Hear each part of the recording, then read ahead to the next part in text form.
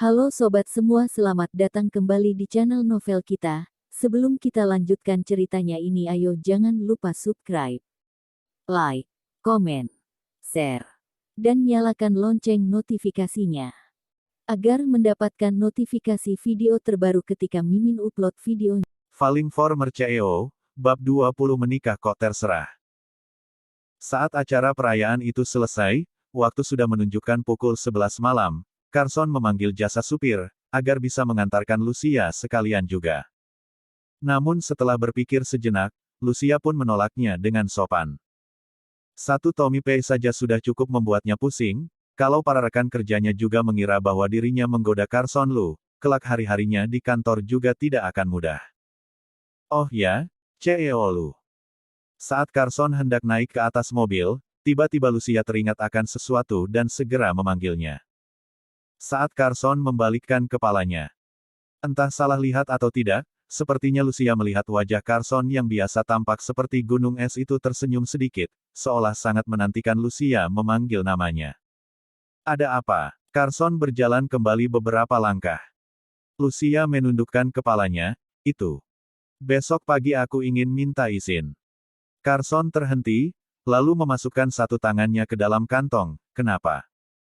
Ternyata benar ia akan menanyai alasan izin karyawan seperti biasanya. Tapi Lucia agak sedikit malu, apa dia harus mengatakan kalau ia ingin minta izin untuk mengurus pernikahannya di kantor sipil. Oleh karena itu, Lucia pun semakin menundukkan kepalanya ke bawah, dengan malu ia berkata, urusan pribadi, apa CEO lu bisa tidak mempertanyakannya? Setelah terdiam beberapa detik, Carson menjawab dengan satu kata, bisa. Lucia pun menghela nafas lega.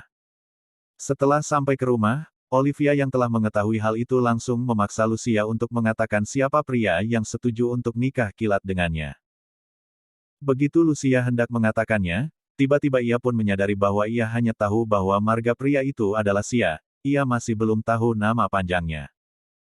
Kalau Olivia tahu, ia pasti mengejeknya tidak bisa diandalkan, oleh karena itu Lucia pun berkata, kau tidak kenal, bukankah kau yang mengatakan? Nikah kilat ini adalah satu-satunya cara untuk menyelesaikan masalah ini. Olivia mengerutkan keningnya, tapi kau juga harus mencari orang yang bisa diandalkan. Apa kau menyewa orang dari internet? Lucia menggelengkan kepalanya, mana mungkin.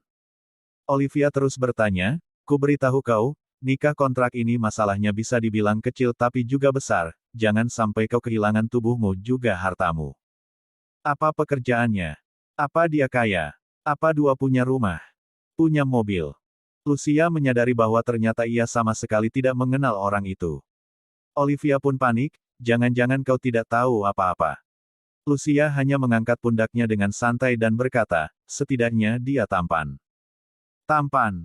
Setampan apa? Mata Olivia langsung bersinar terang, bagaimana kalau dibandingkan dengan Dr. Lan? Lucia berpikir sejenak dengan serius, lalu berkata, lebih tampan darinya. Aduh, Olivia langsung menepuk punggung Lucia dengan keras, kalau begitu boleh menikah.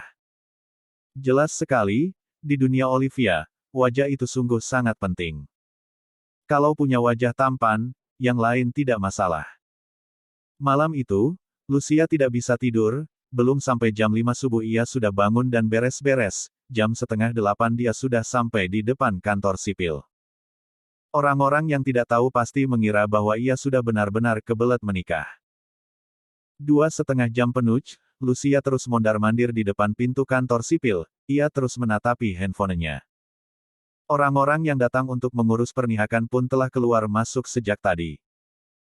Mereka memandangi Lucia dengan sorotan mata yang aneh, seperti seorang wanita yang tiba-tiba ditinggalkan pasangannya sesaat sebelum menikah. Lucia agak sedikit malu. Ia mengeluarkan handphonenya hendak menelepon pria itu. Begitu ia menengok ke belakang, ia pun melihat Gavin yang mengenakan setelan jas rapi berjalan ke arahnya dengan penuh percaya diri, seolah tak ada yang bisa mengalahkan ketampanannya saat itu.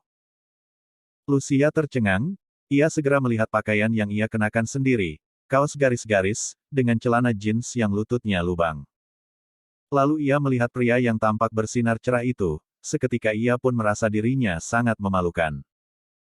Ternyata benar, Gavin pun melihatnya dengan sorotan mata yang mengejek, pakaian apa yang kau pakai ini?